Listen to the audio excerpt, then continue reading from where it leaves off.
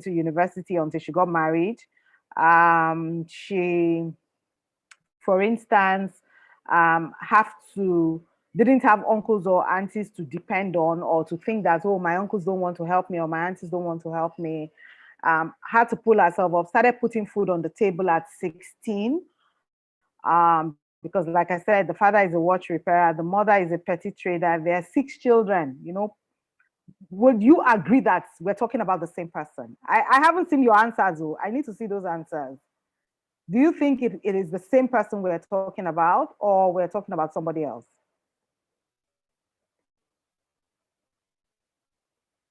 Okay, somebody here has answered. Yeah, so Tonya said somebody else, please. This one said it has to be somebody else. Okay, it is difficult to match. Wow, I like that. That's difficult to match. I am perplexed, but it's possible. Okay, fantastic. Someone said, I will almost think it's someone else. Fantastic. Okay, anybody else? I didn't. We're 21 people here. I need to know what you think. If someone told you that story, what would be your first reaction? That, I mean, I would say, please tell us another story, you know. So yeah, Hajara, thank you. She said it's hard to believe. Okay, so, but that's the truth.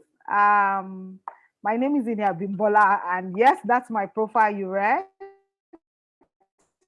or heard being read. For a long time, I had imposter syndrome. And I couldn't. So when I do these things, I struggle with thinking, oh, am I the person doing this thing? I feel like I'm a fraud. How could somebody, I mean, people won't believe that I'm the person that has achieved all of this. But yes, I'm the daughter of a roadside watch repairer. Well, he's no longer a roadside watch repairer. He's 86 years old now. So we're keeping him somewhere to enjoy the rest of his life. I started putting food on the table at 16. And I'm still struggling till now. I haven't found Uhuru. My father didn't leave any money for me to enjoy life. But I'm just trying to give this back. I'm not going to go into all that. That's a story for another day. But I actually struggled through life. I didn't have things placed on the table for me. I didn't have any kind of, you know, they say silver spoon, gold spoon. I didn't have any kind of spoon at all to start with. And so it was a difficult journey.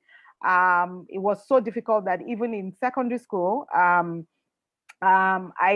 became the senior prefect girl in Form 4. I had the worst school uniform you could ever think about. It was patch because iron was always burning it. But I became the senior prefect girl in Form 4, together with the Form 5 students. Of course, that was simply because of our academic records. And then, of course, the final exam, I mean, my father didn't have 75 naira to pay. So the school paid for me 75 naira, and I'm talking about over 40 years ago. He just didn't have it. So that's how poor we were, you know. But there was something, there was this desire to be better, this desire to do well, because I also saw the people whose parents had it. And I knew that, you know, somehow with whatever I had in my head, I was better and I could do better. And so the push, you know, I told the story of my rubber sandal. I'm sure most of you are too young to even know what we used to call basket sandal at that time. So I mean, I had sewed, the shoemaker had sewed that sandal until there was no place to sew.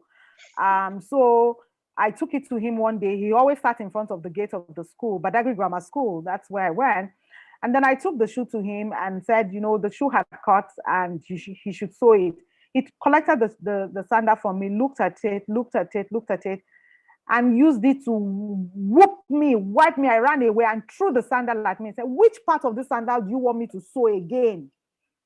So I had to use safety pin to hold that standard. And I cried because, I mean, it was rubber sandal. So he hit me and he hurt. And I cried. And as I was going, I mean, I was barely 15 or 16, 15. I said, you know what, this life, and I'm going to make it. We didn't have internet then. We didn't have social media. We didn't have the opportunities that most of you have today. Most of you are engineers on this platform. Most of you have parents who've, you know, paid through their nose to put you to where you are. And so for me, I have decided to tell you that story because I don't think that you should see glass ceilings. And I'm going to explain all of this as much as I can. I have very short time. This week has been very busy for me, so I'm sure Dorcas has been frustrated with contacting me. But hey, I knew for one thing that I was going to be here today, irrespective of what it is. In fact, an hour ago, I got a very terrible news about someone that I just lost somebody, someone close, very dear to me. But hey, the show has to go on. And that's the reality, that our time on earth is very short. Our time on earth cannot be, you cannot say how long you're going to live. You do not have the power to do that. And so, what you accomplish and how quickly you try to accomplish them with all the things that God has blessed you with is very, very, very critical. Waiting on people, trying to say, oh, I have this uncle, he has refused to help me. Oh, my parents have refused to do this for me. Oh, Dorcas is not helping me to achieve this. Oh, this is that. You are going to waste away. And as women, you're never going to break that glass ceiling. I like the word smashing the glass ceiling, but I hate the word empowerment. We need to step away from saying empower women. We need to tell women not to be empowered. We need to tell women to take the power. You have been empowered because whether you like it or not, and this is what I say, when God created man, he created the man and he created him complete. But after he had created the man, he sat down and said, you know what? I believe I can do better. I sincerely believe I can do better. And I can do better in my creation. And that was why he decided to create the woman. And when he created the woman, he took time to create the woman. Let's get it right. The Almighty took time to create the woman. And why did he do that? Because he needed a partner in the business of creation. So this one will help me to bring forth life. This one will carry pregnancy and bring her. So I'm going to give her breast so she can feed humanity.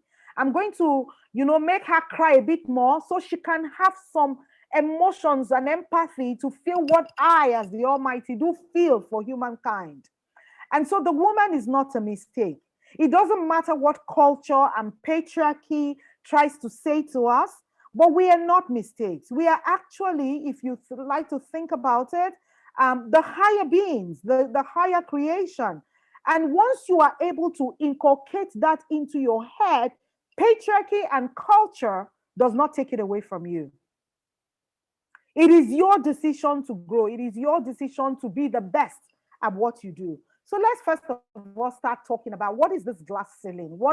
Mrs. Robinson tried to define it when she was talking about the glass ceiling, but it's actually invisible successes to barrier. And in as much as they are invisible, they also create a lot of problem because it is some form of discrimination, if you will, where a person can't attain the opportunities that you see in front of you, despite the fact that you're suitable for that opportunity, you're qualified for it, and you make the best efforts. Now, it becomes invisible because you can't even see what is working against you.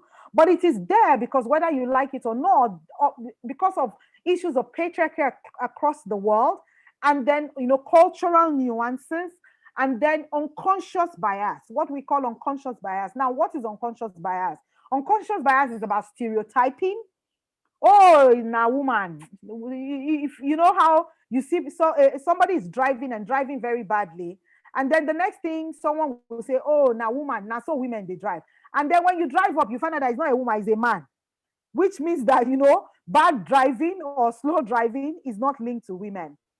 But society has made it to sound like, oh, that's a woman doing it. Oh, that job is not for women, or for women. And then we have myths. So unconscious biases come in the form of stereotypes, myths, preconceived ideas, preconceptions.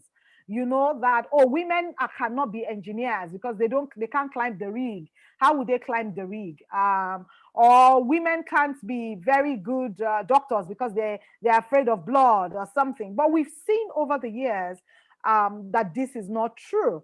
And truth be told, the glass ceiling is often associated with women at work.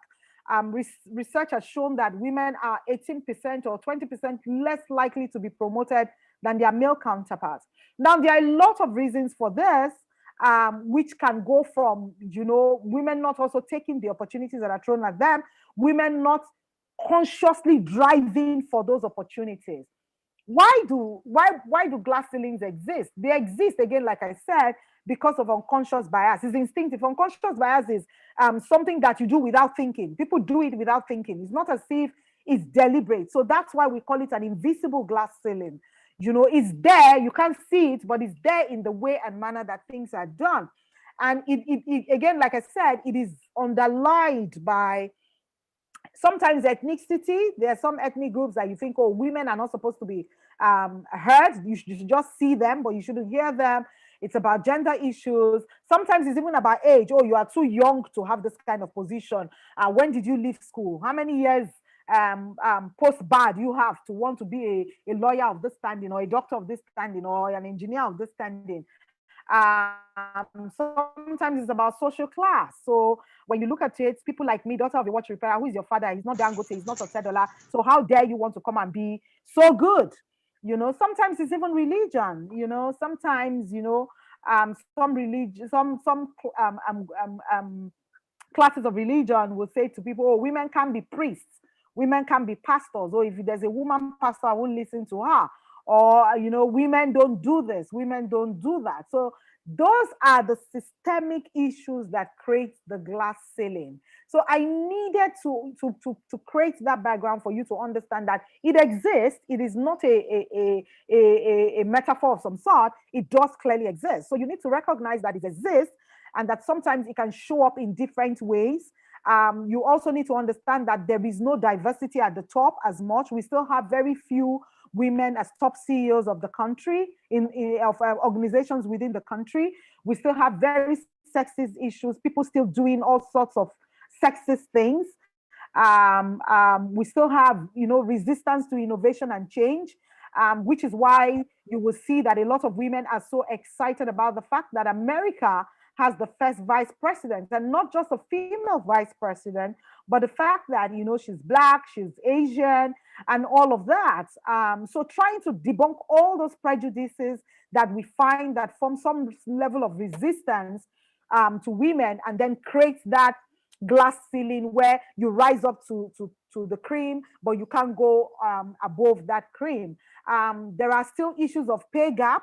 So women don't know how to negotiate. You are very shy. You're very coy. When you go for interviews, you want to be coy. So it's not like that. No, you need to change some of those things. Those are some of the things that also create those unconscious glass ceilings. The same way you need to be able to speak up. You know it, you are qualified, you have the qualifications, you need to be able to stand up and to speak up and to identify the fact that you are as qualified. You know, normally what I say to people when we talk about gender issues is that if you and I went to school and we were in the same class, and in more often than not, you find that men have been socialized to think that, look, as a man, there's nothing you can get, while women have not been socialized that way. So if you and I went to school together, there's a tendency that you will run faster in your career line as a man than I will as a woman, because there's so many other issues. So for a lot of women, you're like, okay, go to school, finish school, graduate, go for NYSC, and then what's the next thing? What's the next thing? The next thing you begin to think about is marriage, you know? And I always ask, so after marriage, what? Then babies. After babies, what? Do you see how the glass ceiling begins to appear? So we sometimes unconsciously as women create those glass ceilings for ourselves, because we think that by the time we get married and have children, we can no longer achieve our dreams and our ambitions and the things that we have planned for ourselves. And that also matters around the kind of person that you marry. Sometimes we think it happens to women, but yes, it happens to women more. So 4 out of 5 women will marry men who destroy their careers.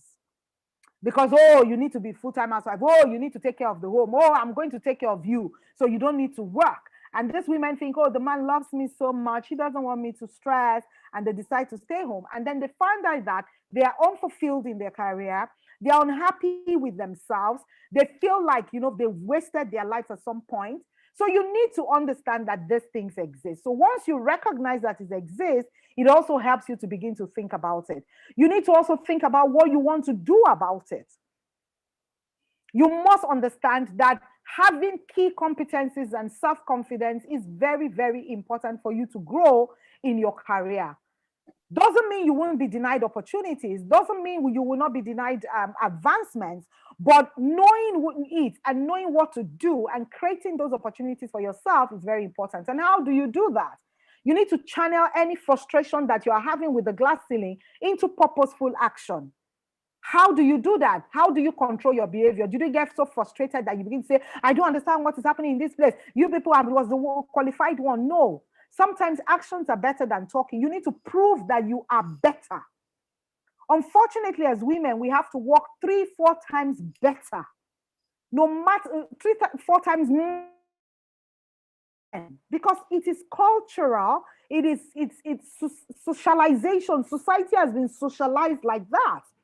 You find that you go for an interview, you have 4 women and 1 man vying for the same job. Unconsciously, most organizations, unconsciously, and it's not deliberate, unconsciously, most organizations tend to favor men for that, because like, oh, he's a man, he will have more responsibilities than you, a woman. You, a woman. I've seen it happen. I've heard it happen a lot. So you need to understand that this is about you having to work 3-4 times harder than you normally will. You need to raise your concerns where possible. You also need to be assertive, and of course, take responsibility for your own development, your self-development, and be able to do that. So I have divided this into 2 parts: what you can do to be able to smash those glass ceilings professionally, and then in your personal life as well.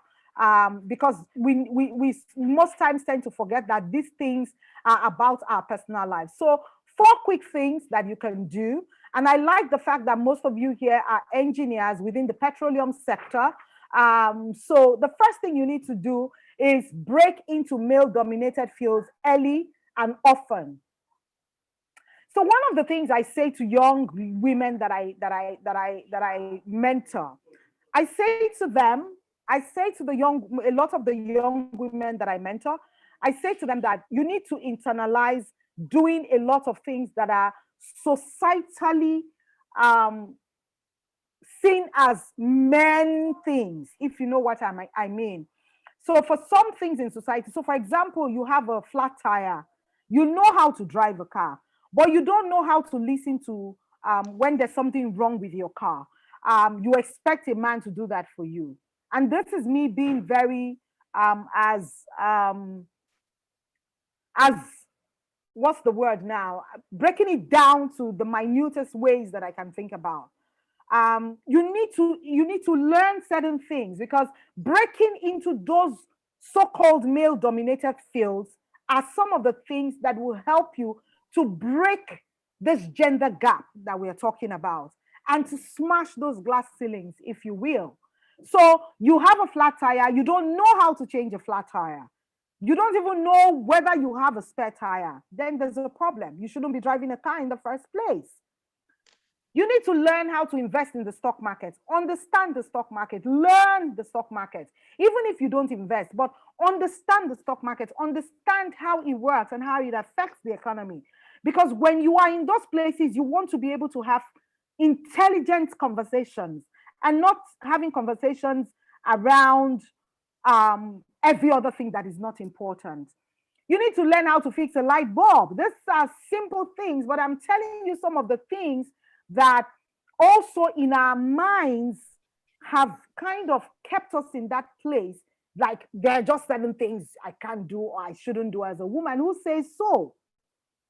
So one of the ways in being able to break these glass ceilings that we have seen is now, like as I said, number one, break into those male-dominated fields very early. Begin to imbibe and have skills that are valuable, because they increase your autonomy and your agency. They don't make you a man. We are not trying to be men. I love being a woman. I don't want to be a man, but I want to be able to do the things that any human being that is a man can do. This is about humans. This is not about gender. And that's the way to think about it. So, because women can be equally or more competent than men in any skill. So let's learn to begin to challenge those male domination wherever it occurs. Climb a stool, learn how to change a bulb. Is the bulb a screw type? Is it the pin type? Some of you have never heard about that. I can bet my bottom dollar. But you need to begin to understand these things. Because with leading, which you currently, men, we can become more confident participants in any male-dominated space. And nobody can begin to tell you that, oh, you can't do this because you're a woman. You can do this because you're a woman. That's what I'm saying is going beyond empowering. The word empowerment has been bastardized. It's about the fact that you're going in to take the power because it is in your hands already. And nobody is going to give it to you. Nobody. So more often than not, when I started my business in 2010, and I was talking about sustainability, changing the sustainability space, and having conversations so deep and so technical, talking about sustainability in the oil and gas space, talking about sustainability in the banking sector, talking about sustainability in manufacturing. A lot of people, when they write letters, they'll say, Mr. Ini Abimbola. And I'm not a man because, again, like I said, the socialization that if you can think about these things, such technical things, perhaps you're a man. So we need to begin to change those things. The second thing I wrote here is release yourself from that good girl mentality. Good girls don't get the corner office. And I'm not saying that you should be bad, like go and be sleeping around and all that. I have not slept with anybody. You just need to be extra good at what you do, and people will pay attention. Now, what I mean by the good girl mentality is that, being nice, you want to be the one to make the coffee when there's a meeting, you want to be compliant, or when they talk, when everybody's talking, you don't have anything to say. It's only when they are talking about rice and beans that you have something to say. Are you freaking kidding me? Release yourself from that good girl mentality. When you look at male leaders, what do you see? A professional leader means taking risks and navigating conflict. Someone who understands the issues, someone who is able to talk about the issues, someone who is their authentic self, someone who knows the nitty-gritty about the different areas that are required within the space that you are talking about. It's about having the knowledge. It's about having the understanding. It's about having an opinion. I remember walking into an event, and it was a technical event, and they were all, and they had this all male speakers, and they were talking about all these issues and talking about things that I know that I know, and I know them well, and they went on and on and on and on. And of course, I raised my hand to speak, and they called all the other men first to speak and all that, because a woman, she can't really understand what we're talking about. And by the time I took the microphone, I schooled them. And this is not about self-aggrandizement. This is about the fact that you know what you are talking about. So it's not just very, very knowledge. You need to know. And that means hunking down and doing the work. Reading as if your life depends on it. Having a wide knowledge about every and anything. If they call me to talk about sustainability in the oil and gas, I'm not in a space, I know that I am an authority. If you talk to me about leadership, you want me to talk about leadership, I am an authority. Corporate governance, I'm an authority. You need to be able to have what it takes. It's not about being a yellow girl. It's not about being pretty. Pretty will get you through the door. But after that, it's brains and brawn that will keep you there. Or else you will be forced to do the things that you don't want to do to be able to get to the top. And if you do those things to get to the top, you cannot stay in the top, because trust me, the top is lonely. There are few people at the top, and it is hot at the top. Except, of course, you do political patronage, which, of course, happens in our country. But again, like I said, will that help you to build a legacy? Will that help you to be recognized and respected for who you are? So release yourself from that good girl mentality. Be nice as a human being. Be lovely to people. Be polite. I always say to people that respect people irrespective of who they are. I'm one of those people that respect even the gate man. I will greet him properly. I will be sweet with him. I will ask him, how are you? How's your family? And all of that. But when it gets to being on the table where the conversation is happening, where it requires me speaking up about opinions, asserting my ideas, rendering my achievements visible, girlfriend, I am not going to sit down quietly. Before now, you know, I talked about imposter syndrome. When they're reading my citation, I'll be like, oh my God, it's too long. Why are they taking so long? But I have learned to own it because I achieved it. I didn't buy it on the street. It took a lot of hard work. It took a lot of people not believing me. It took a lot of people not thinking that I could do it. After all, she's just a watch repairer's daughter. How did I get to Stanford? It was by my work. I saw a position and I applied for it, and I gave reasons why I qualified for the fellowship. And I was taken. I was the only African woman from 20 fellows across the world. I was the only one who was not a politician, a former politician. All of my classmates were either in politics, they were parliamentarians, or, you know, top people in the public sector. And you know what? I ended up being the governor of my fellows class in 2008. Be your authentic self. The ability to smash glass ceilings does not come from just being a woman. It comes from having what it takes. It comes from having the authority of knowledge. I repeat that, the authority of knowledge, that when you stand up to speak, when you even contribute without speaking, people respect you. The third thing I wrote here is claim your worth. Claim your worth. A lot of women will always end up, you know, to realize at some point in their lives that a man with lesser or even equal qualification is being paid more than they are being paid. Remember, I talked about the ability to negotiate. Women don't know how to negotiate.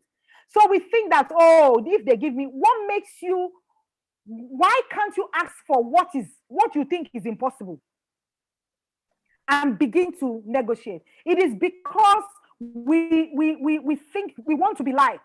You know, as women, we have been socialized by our mothers, by our society, that, you know, if you are such an unlikable person, nobody will marry you. Nobody wants to be around you. If you're an assertive woman who says what she wants and knows what she wants and stands by it, people are going to avoid you. So we shy away from that. We become very coy about asking for the things, demanding for the things that we qualify for.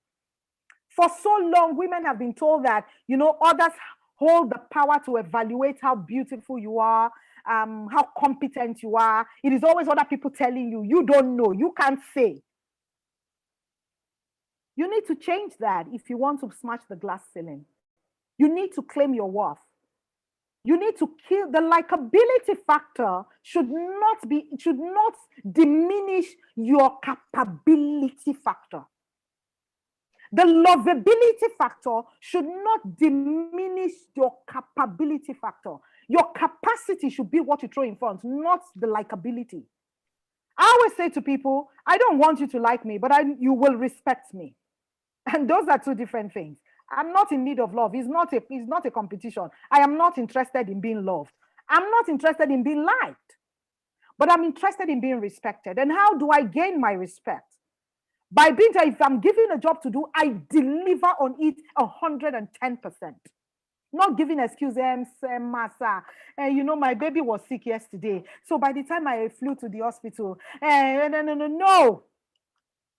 You deliver. And if, for example, there are situations, and it happens, your baby is truly sick and all of that, then you will realize that even the people will make excuses for you because they're like, oh no, it is not like that. This situation must really be very bad. But if before now, it's always excuses. I'm pregnant, so the pregnancy is on my leg. You know, we use the things God has blessed us with as women, we use it to become problems for us. And that's one of the things that is creating those blockades for us in our career. Because all these things will work against you as you grow. It doesn't go away. So as young women, you need to begin to take cognizance of these things. The true power is not in allowing people evaluate your competence. It's about you reclaiming the right to be your own evaluator. I am capable of delivering on this work. I am capable to do this work. I have delivered on similar projects. You must learn to sell yourself. Don't be shy about selling yourself. Don't be shy about pushing your achievement forward. There is no value in trying to diminish your worth. What is the meaning of that? Somebody will say, oh, but Dorcas, I know that you were able to raise $200,000 for this project to be done. I just didn't want to say it so that they won't say that I'm boasting. Says, like, really? You need to say it. There's nothing wrong in saying it. In fact, if you don't say it, that is when there's something wrong. You must be able to sell yourself. You must be able to sell yourself and push the boundaries at any given point in time. The last thing that I said here is that affirm other women. Our competition is not with other women. Our competition is with ourselves.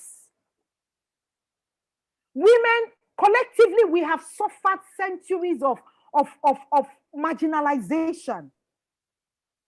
And we keep marginalizing ourselves. You are called for a job. You don't have the capacity for that. Why don't you call another woman that you know has the capacity for that? We need to challenge this mean girl culture. Oh, she's not nice. Oh, she didn't greet me yesterday. Oh, I heard say she is. You heard what? Is she capable of delivering on the job? Share it with her. All of these things are rooted in insecurity. And those insecurities are things that are not letting women to grow. We need to be each other's ladder. So affirm other women. Because in the workplace, we need other women. So many women that are amazing, they're impressive, they're brilliant, they're strong. We need to support each other. We need to push each other. And that's why I love networks like this, where you bring yourselves together and you're able to talk about how do we get ourselves better.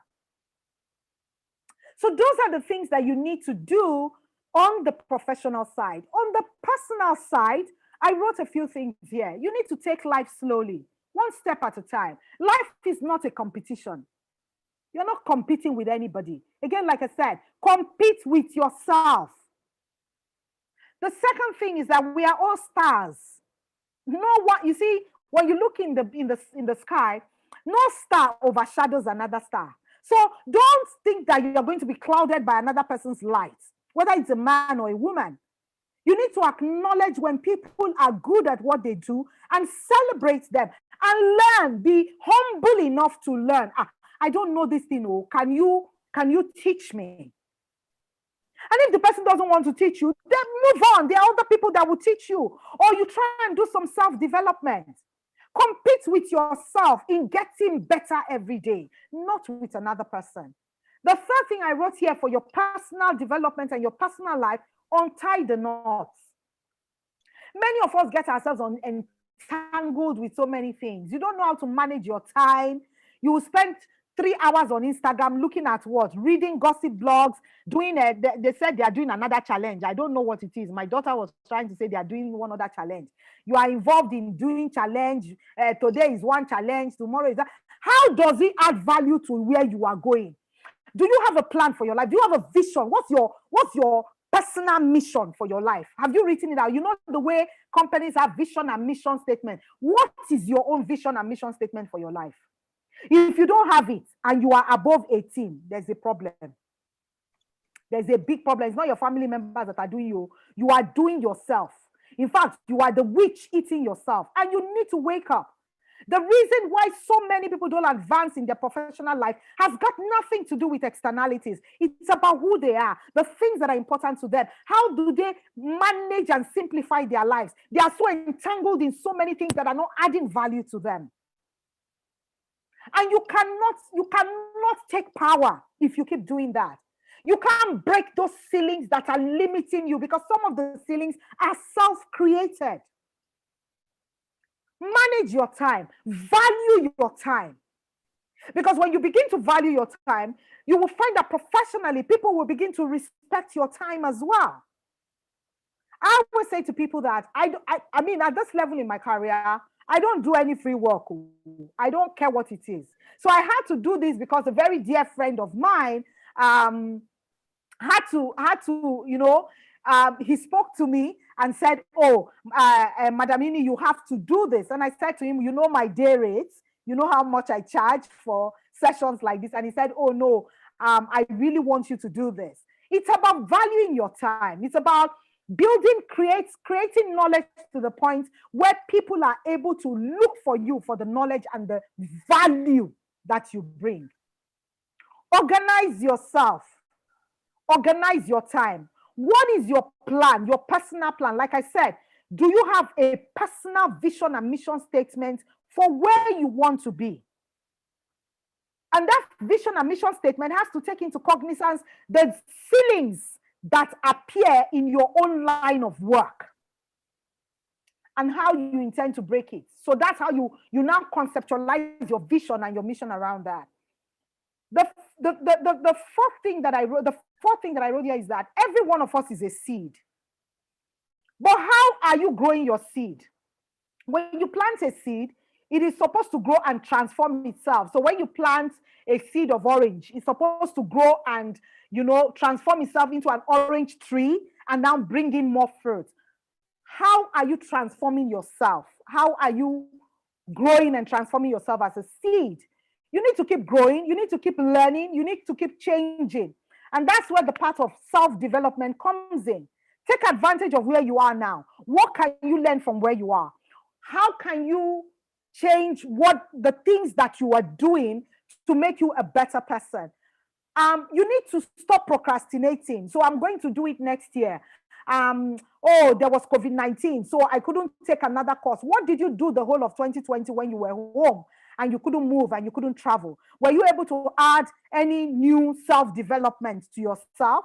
Did you take a new course? Did you learn a new skill outside of what your qualifications, your academic qualifications are? Which one did you do? So you are not even nurturing yourself as a seed. You're not growing and you're not transforming. You cannot break ceilings except there is something extraordinary and unique about you. And it's not about your upbringing, because the Yoruba say something, a proverb that, when you are born, you can have a rebirth. You can give birth to yourself again. And that's what I did. And that's why it's difficult for people to align it. A watch repairer's daughter, a Stanford fellow. How? Where? How did it join? It's about having a view of where you want to go and saying where I am now is not going to stop me. And that's what propelled me. That's what helped me. I always made sure that the work people didn't want to do, I'm the one that will do it. And I will always go the extra mile in doing it, because I know I'm a seed and, I have to keep planting. I can see that my time is up. So I'm just going to share this. Another thing you need to ask yourself personally is, what is constraining you? What is limiting you? The sixth thing is get a direction. Get a direction and a purpose. You cannot afford to be directionless. What is your goal in life? You cannot be tossed to and fro. You have to identify, what are you passionate about? What ignites your fire? What would you do without being paid for? Stop floating about.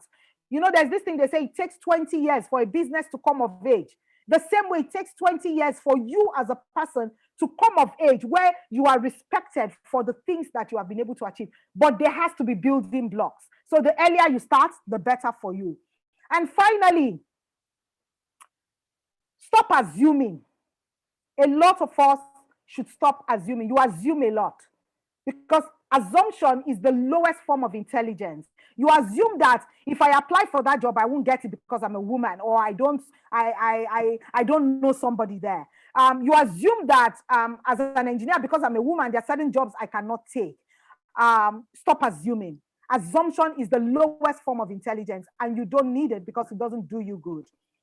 I'm going to take a few questions from now, and I hope that with these few points of mine, I've been able to convince you that smashing the glass ceiling is possible, but it has a lot to do. You have a lot of work to do. And it's beyond empowering yourself. It's about accepting the power that you have and taking it and doing work with it. thank you very much for having me, and I will take questions. Wow, wow, wow. Thank you so much, Madam Ini. That was amazing.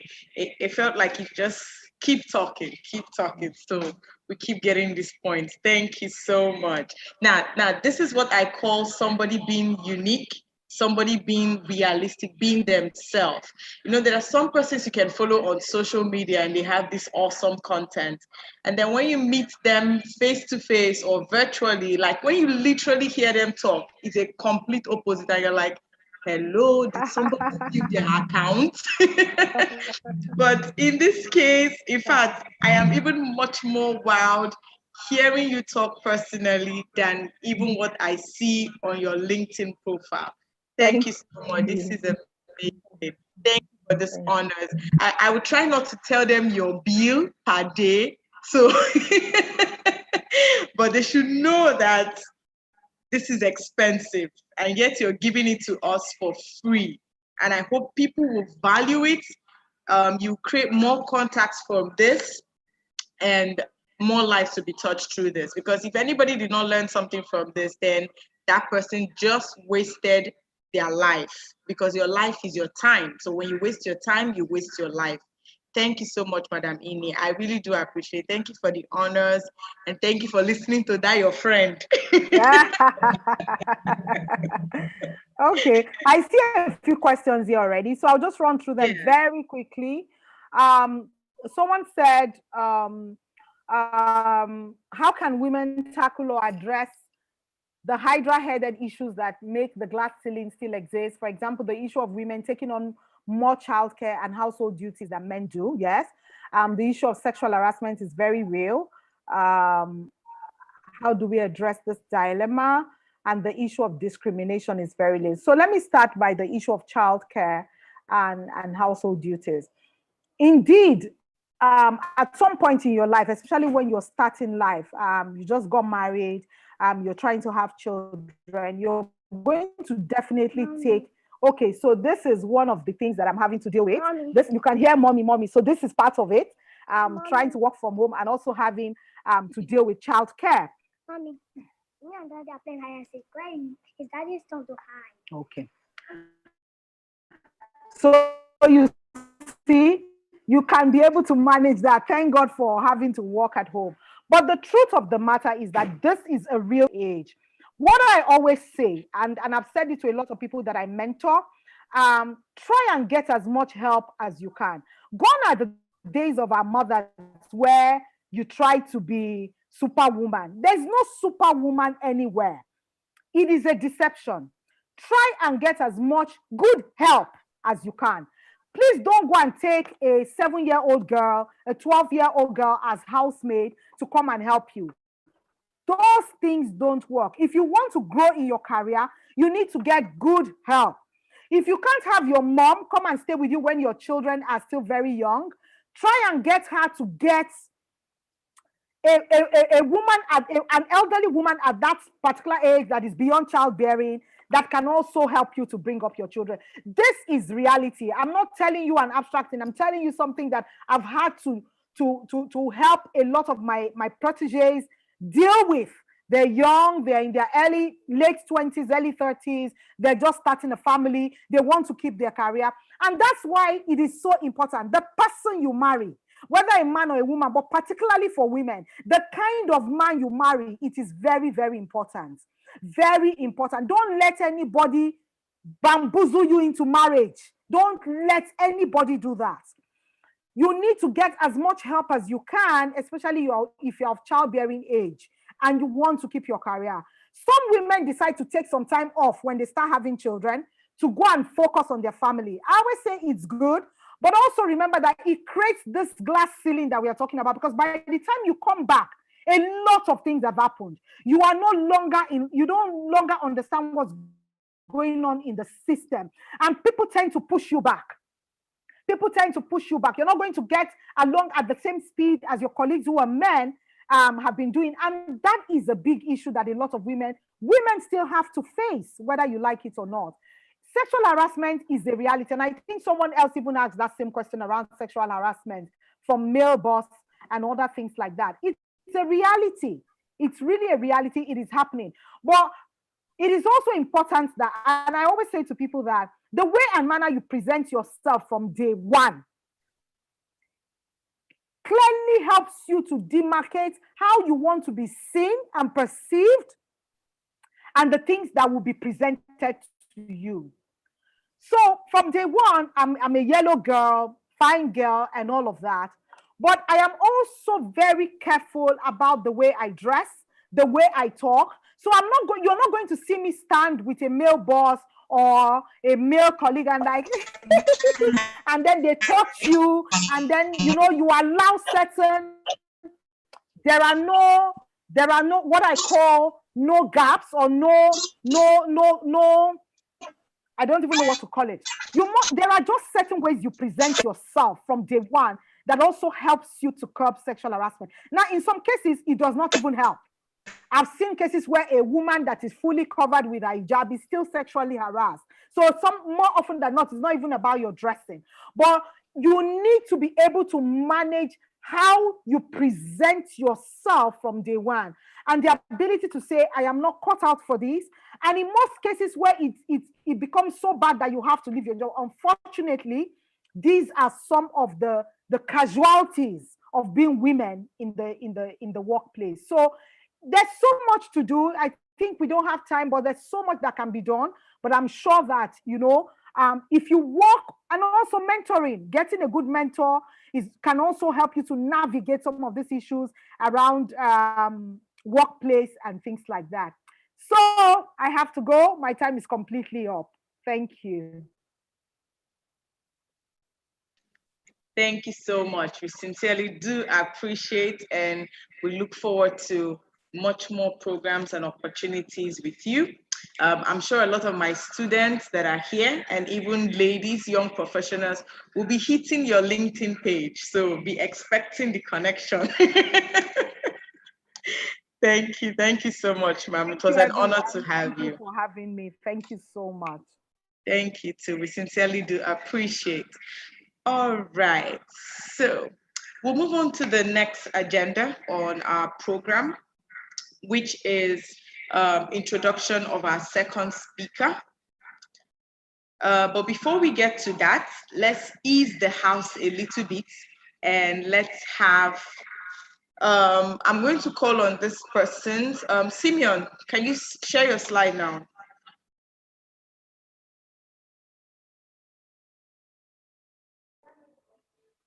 Hello, Simeon. Yes, I'm doing that. Okay.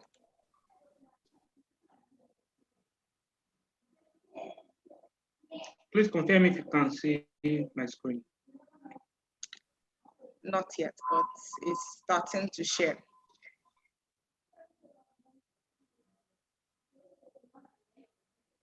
Yes, I can see it now. All right, so we're going to have a little raffle draw. Remember on our post, I don't know if you saw that, it says that there will be 10 lucky winners. So we're going to take 3 right now, and then we'll also take 2. Now, these 2 persons were very active during the section while Madam Ini was speaking. So they can go ahead and drop their phone numbers, and they are our lucky winner. Actually, there are a total of 5 of them, but we're going to do with 2 first, and then we'll do with the other people later. So we're going to take 3 raffle draw lucky winners. But for our already winners that were very active during when Madam Ini was speaking, that is Gloria Madubuchi. Is Gloria Madubuchi still on the call?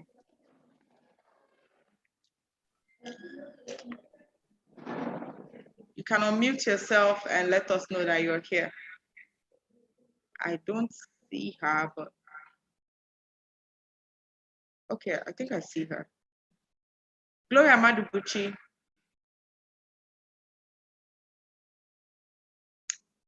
It's going to pass. It's going. Gloria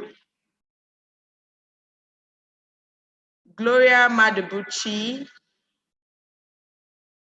It's going and gone. All right, so the next person on our list is Favor Chukwuka, sorry, Favor Chukwuka. Favor Chukwuka, just unmute your mic and say you're here. You have to be active. I'm Favor Chukwemeka, ma. Sorry, Favor Chukwemeka, that's true. My screen wasn't showing the rest of your name. Yes, ma, I'm here. Okay, so we have Favor Chukwemeka, one of our lucky winners. So Favor, please drop your phone number. You can drop it direct chat to me with your phone number. You are one of our raffle draw. I mean, one of our, okay, yeah, maybe you didn't do the raffle, but one of our lucky winners. All right. So the second person, that will be Caleb Bassi. Is Caleb Bassi on the call? Caleb Bassi. Yeah. Okay, and Caleb Bassi is a male. Thank you, Caleb, for joining the Women Development Program. I hope you're learning a lot and you're not feeling like, what am I doing more women? Yeah, I am. All right, thank you, Caleb. So please also drop your phone number and you will get your prize for being one of our lucky winners. All right, so we'll move to the raffle draw. Go ahead, Simeon.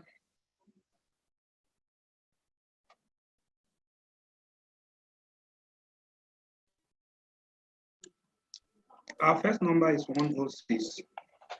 We have 106. Let's see who is number 106.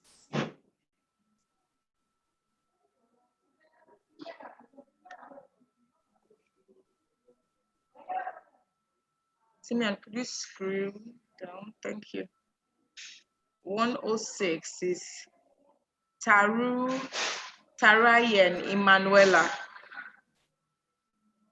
Is Tarayen Emanuela on the call? Please also help me. Let's check those on our YouTube channels in case they are there. Tarayen Emanuela. Okay. Tarayen is not in the call. Is not on the call. The person is joining. Like network took the person out. Okay. So let's give them a few minutes and see if. Okay, Simeon, go ahead and do the next number because of time. The person is on now. Tarai and Emanuela, are you on the call? Unmute yourself and admit you're here. I'm here, ma. Okay, well, Tarai, you are one of our lucky winners. Please put your phone number for us so that you'll be able to get your prize. And also put the network, please, so we know for sure. All right, Simeon, please go ahead. 81. 81. Who is 81? Let's see who is number 81. Khadija. Oh, sorry. Chukwemeka David. Chukwemeka David. Is Chukwemeka David on the call?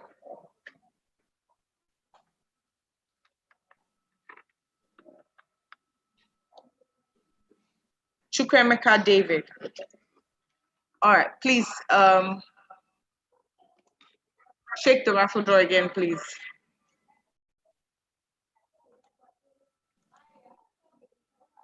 87. Who is number 87? Who is the lucky person?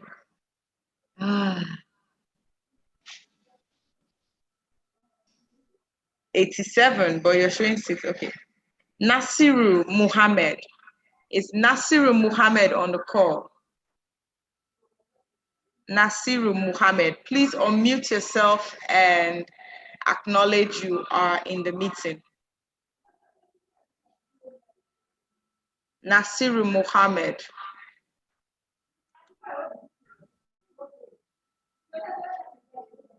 Okay, it looks like Nasiru Muhammad is not on the call. 44. What's the next number? 44. 44. Let's see who is number 44. Ukeme Elijah. I don't think I saw her on the call. No. Go ahead.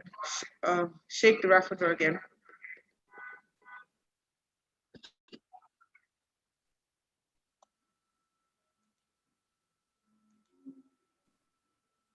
$46. 46. Let's see who is number 46. Chuka Okosa. Chuka Okosa.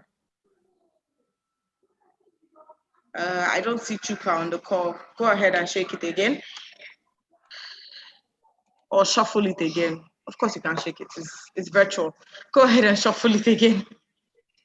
117. I don't think we have up to 117. So shuffle again, please. 3. Number 3. Emenike Wami. Professor Ian Wami, sir, you're a winner. Go ahead and unmute yourself and acknowledge your presence. Hello, Douglas. Yes, sir, you're one of our lucky winners. Surprise, surprise, eh? Thank you very much. My SPE, thank you very much. Young ladies, enjoy the program, and I wish you every effort to smash the ceiling ahead of you. God will grant you strength. Amen. Okay, thank you. I'll get your number. Thank you. All right. I'll take our last winner from one of the persons that were very active during the lecture, and that is Tonye Tofan. Is Tonye Tofan around? Yes, I am. Ah, you didn't even allow me to call the name 2 times. I am. And you're one of our lucky winners. Please drop your numbers. So we have Thank you. Favor, Caleb, Taru Ayin, Tonye, and Emenike Wami. All right, so we'll move on to our next agenda on our program. Thank you so much, all our lucky winners. We hope you enjoy your prize when you receive it. All right, the next on our agenda is our second speaker for today, and she is none other than Hajara Kabir. Hajara Kabir is a recent graduate of Bachelor of Engineering, Petroleum and Gas Engineering with first-class honors, currently in transition into the sustainable energy space. Our interest lies at the intersection of energy, environmental sustainability, and low carbon future. Hajara is curious about energy governance and policy, decarbonization pathways, access to affordable, efficient, and clean energy up to the last mile consumer, and structuring financing for cost-competitive energy solutions. A high academic standards and broad internship experience in upstream and downstream oil and gas has geared her towards gaining profound knowledge in multiple disciplines of petroleum engineering and across the energy value chain. She has gained industry experience as a petroleum engineer intern in diverse roles at companies such as Shell, Nigeria, Department of Petroleum Resources, Oriental Energy Resources, and Duke Oil Company Incorporated. Hajara is a girl in STEM activist who is passionate about encouraging, inspiring, and coaching young girls to pursue and develop interest in STEM careers.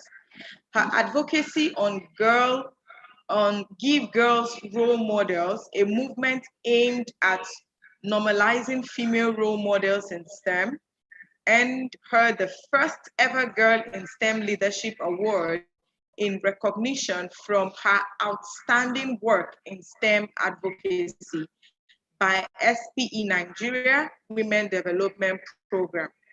More than anything, she is driven by an insatiable desire to encourage and inspire young girls and women to break through the ceiling of possibilities. So we chose the right person. She's going to teach us how to break through those ceilings and make a positive and lasting impact in the world of STEM, STEAM, and STREAM. You know, I heard STEAM for the first time from one of Ajira's program where she is talking about adding arts to science and technology and engineering and math. So Ajira devotes much of her time volunteering for Society of Petroleum Engineers and apply herself productively as an active member of Student Energy Institute, Nigerian Society of Engineers, and the prestigious Global Thinkers Forum. Please, at this time, let's give Adria the podium as she takes us through smashing those glass ceilings from the perspective of a student. Remember, she's a first-class student with so many achievements. So, please, Adria, go ahead. Thank you very much, Dorcas. Thank you, everyone, and good evening. Thank you for having me. Dorcas has introduced me, but I think I have some slides here to share with you so that we can have, can the host please give me, enable me to share my screen, or Dorcas, you can share the slides for me, anyone? Okay. You can share from your end now. Okay. So.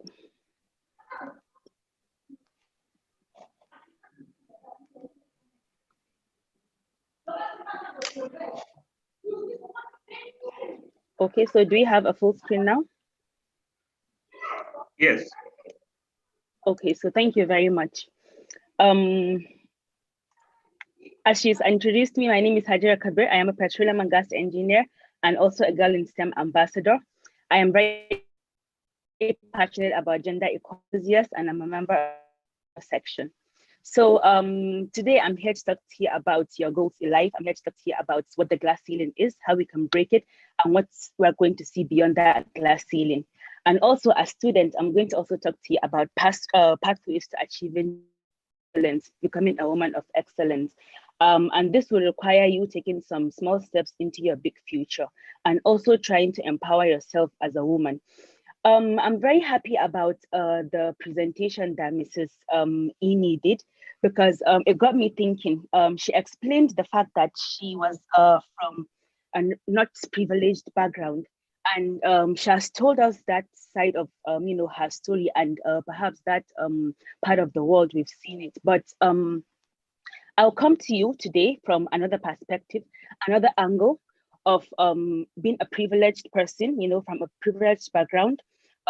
You growing up, as she mentioned, her not growing up with a silver spoon.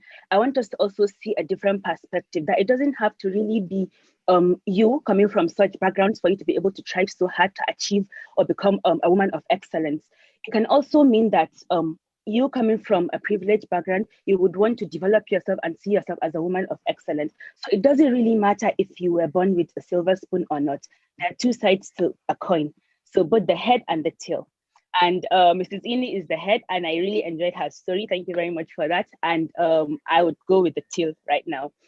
So for us to be able to, you know, understand how to become a woman of excellence, because that is the first step to breaking the glass ceiling or perhaps smashing it. Mrs. Ini mentioned some things about you getting to understand what your goals are in life, that you are at the verge of failure if as a woman at some certain age you have not sat down to put down some of your aspirations in life and all. So I'm really happy that our discussions are corresponding, because here I have, this slide on your goal in life. What exactly do you want to achieve in life? What do you want? So the first thing that I'll begin with is by telling you to find your true north. And how do you do that? How are you able to find your true north? Just a moment, let me remove this. Okay. So how are you able to find your true north? So I have this definition here that your true north is the internal compass that guides you successfully through life. It represents who you are at your deepest level. It is, based on what is most important to you. What are the things that you cherish the most in your life? What are your passions? What motivates you? What are the sources of your satisfactions in life? So if a person is able to understand all of this, you're able to put your story together. You're able to, bring together your crumbles. You're able to define your experiences in life. So I think that is what will come together to some of what your journey is all about. And okay, thank you. So from what Ms. Ini has explained to us, we can see that there's a lot of trouble for the women in the industry. And this is as a result of, this glass ceiling being there. And as she said, the glass ceiling is actually, it's really transparent. You can see it, but the problem is that women find it difficult to get there. And how is it that women find it difficult to get there? These are due to some, to some conditions or problems or standards or norms that are set by the society. And this can be what you call the gender inequality that the UN SDG 5 is fighting about. You can also look at things like the gender roles, because women are being usually thought as to be like caretakers, home caretakers, and then while men are the ones that are going out to do the male work. And then you can also have these societal expectations, because if you look at it as women, the society expects a lot from us, So there are a lot of things. Women are ready to actually excel. But if you look at it, there are a lot of negative stereotypes that are holding them back from achieving what they deserve. So now the question is it true that women are actually being held back due to some stereotypes or, due to some negative influences in the society and things like that? And the answer is yes. From the previous speaker, she has told us a lot of things that we need to know and we need to understand. And there is no doubt that there's a slow progress in adding more women, to the boardroom. And this is due to generally women being underrepresented in the talent pipeline, and which we can see understandably so has given the crawl to gender parity. Again, the most important thing for us as women is to understand that, as women, we have to succeed. She mentioned something about doing away with empowerment and grabbing the power. So we have to understand that as women, we just have to succeed. All of us, we have to. And, by investing in women's education, workplace equality, and also women's physical and mentally and emotional health being, what are we trying to do? We are actually trying to invest in the future, So because when women grow, their families grow, their communities grow, and the country as a whole grows with them. So this has already showed us that there are a lot of things that we need to look at as women. But the most important thing now is, if as women we understand what is needed for us to be able to break through the glass ceiling and become women of excellence, do the men really understand that? So that is the question.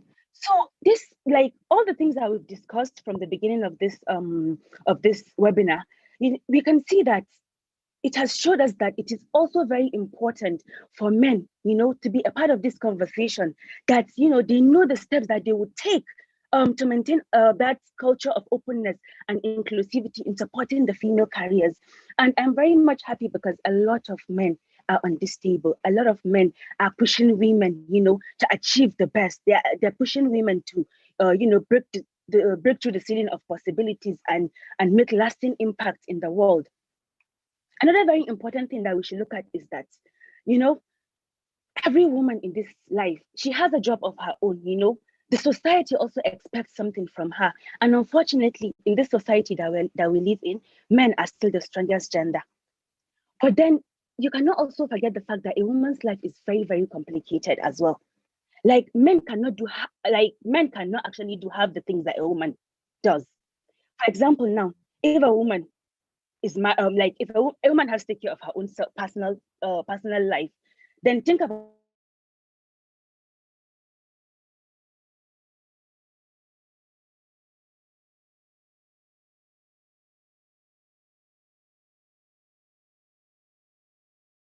it. If she has a child, she also has to care about that.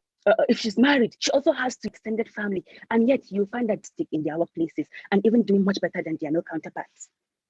So right now, you can see that all of these things are just, norms that are created by the society. They are not really there. I think it's all in our head.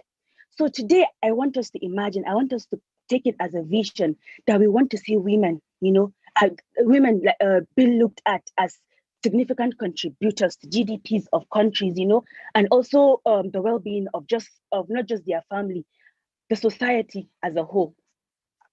Sorry, please let me take water. Now, we understand what the glass ceiling is, and we understand all the problems that relates to glass ceiling and prevents a woman from becoming a woman of excellence and empowering herself. Now, what are these things that when you crack the glass ceiling, what do you see? One of the things that you see is there's no equal payment. There is lack of respect in the workplace. Usually things like sexual harassment that we discussed about, there are no flexible working hours. And this issue of flexible working hours, this just reminds me, we're in a period of this pandemic and a lot of women, a lot of people now are working from home. And if you look at it, they're still delivering. They're delivering exceptionally well. And you find out that there are women now staying at home, delivering at their own job, also trying to do the same thing at home, trying to balance the work-life the work-life balance. And I find it very fascinating that if companies or if the industries will adopt things like this, giving women the opportunity to actually work flexibly, and not also women, even the men, because there are some men that do a lot as well in their houses, not only the women. Another thing is promotion opportunities. Women tend to not get such opportunities. Another thing we'll look at is things like the childcare, the maternity terms and things like that. And another important thing for us that are petroleum engineers is offshore spaces. We have this stereotype that women are not really supposed to be seen in the offshore and things like that, but we have advanced. You can see that there are a lot of things that have changed. So by the time you crack the glass ceilings, you are going to see all of these things. So now what is important, for us is to be able to take these problems one by one and begin to solve them. And the first step to doing that is talking about the issues, which is what we're doing here. And a lot of companies are also, carrying these issues along, because you see that now a lot of companies are into diversity and inclusion, trying to develop their female workers, trying to improve on female leadership, trying to see women as strategic and visionary leaders, and so much more. So now, beyond the glass ceiling, what exactly do we see beyond the glass ceiling? So beyond this glass ceiling, we hope to see a gender balanced industry. We want to see targeted recruitment. We also want to see equal opportunities for both men and women to thrive, which is what the SDG 5 is talking about. We also want to have a flexible working environment, supportive company policies, the maternity and the paternity policies. Like if a man wants to also go on a paternity leave, let him be. If a woman is going for maternity leave, it's even not questionable. Create crèche in the office so that nursing mothers can bring their children close to them. Try to improve amplifying trailblazers. And the most important one that I like is for us to have a broken stereotype, in the sense that women have excelled in respective roles in the industry. But I have this sentence here highlighted in red, and it says that you should be determined not to aim for the ceiling when the universe may be your limit. And this is to all of us ladies. We've been talking about this breaking the glass ceiling. But what if, our limits are even beyond the glass ceiling? What if our limit is actually the universe? So we have to actually begin to think outside the box. And that is why I have this picture here. It's a book from a very interesting author. Her name is Rebecca Pontin. She's actually a very good friend of mine. And it's called Breaking the Glass Ceiling. And I recommend, Breaking the Gas Ceiling. So this is for women in the oil and gas industry. So I recommend you going to check for this book and, just read it. She has captured about 24 incredible women that have made significant improvements and contributions to the oil and gas industry. So it is a really interesting book, and I would recommend you going to check it out. Again, now, these are the things that we expect to see. All the things that I mentioned earlier are the things that we are expected to see when we look beyond the glass ceiling. But then we're talking about career.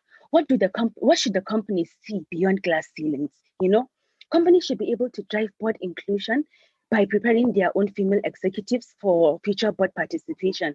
In what sense? Now, I know that there are some companies that, you know, when they recruit, they begin to look out for the very good and what's the word, the very talented people, you know, that they can fill up their pipelines, and then they begin to coach them, they begin to train them, and then they begin to prepare them for executive roles in the future. I know some companies do that.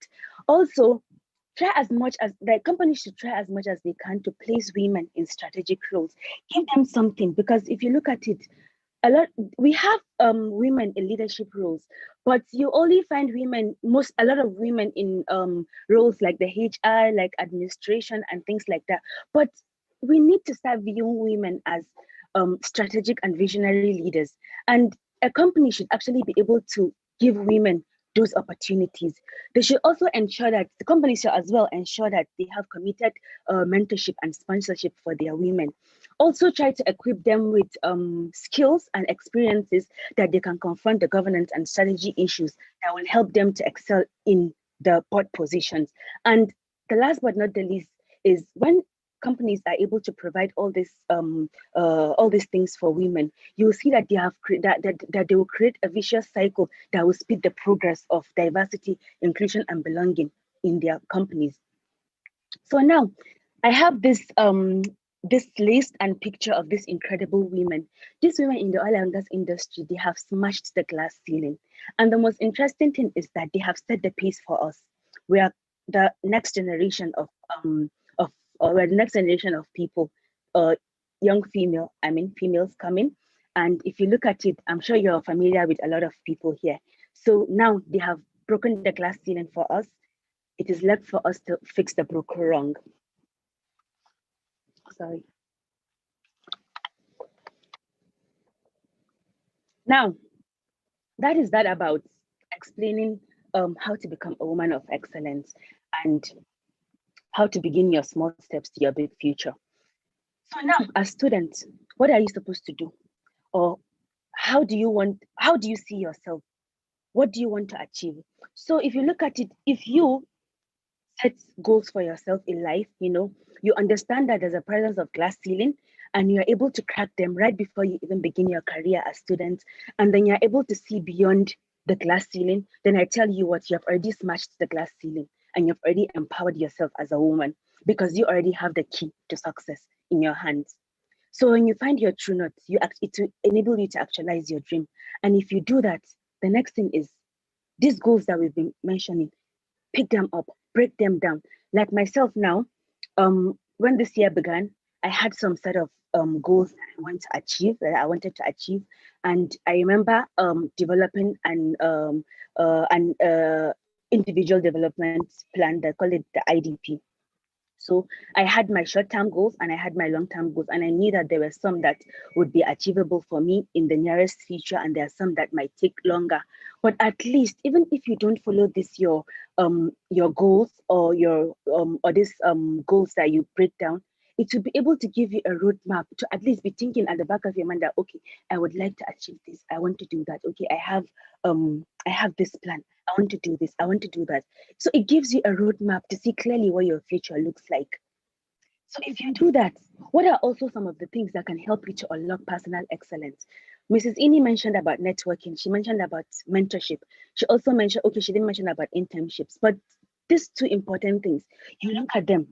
Mentorship, networking is one of the most important things that we should take note of.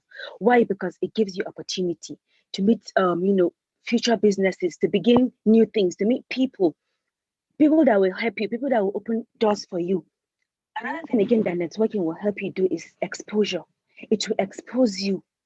It will be able to give you the ability to brand yourself. You meet people that are of higher caliber and you would want to get there. So it will give you the ability to brand yourself and, push yourself into that space.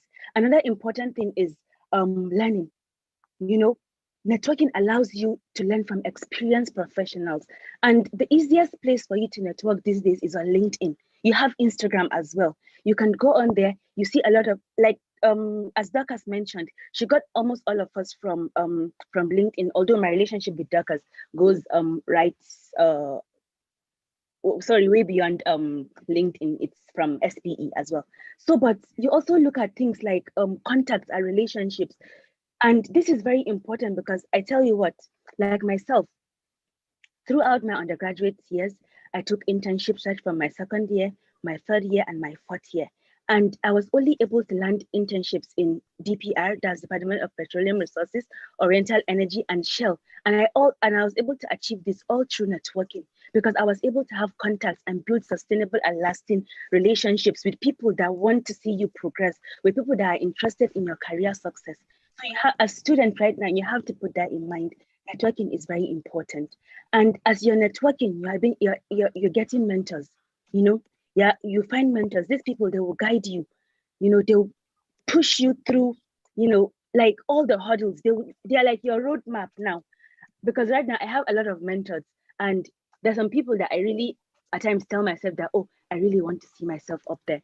And I remember like the previous SPE president, Shona. I usually tell myself that, oh, one day I would like to be the SPE international president. Is that even something possible? You know, or and all of the, and I remember one time a friend of mine telling me that, oh, that's very easy. Like all you have to do is begin your small steps right now to your big future. Another thing again is lifelong learning. You know, get skills, empower yourself.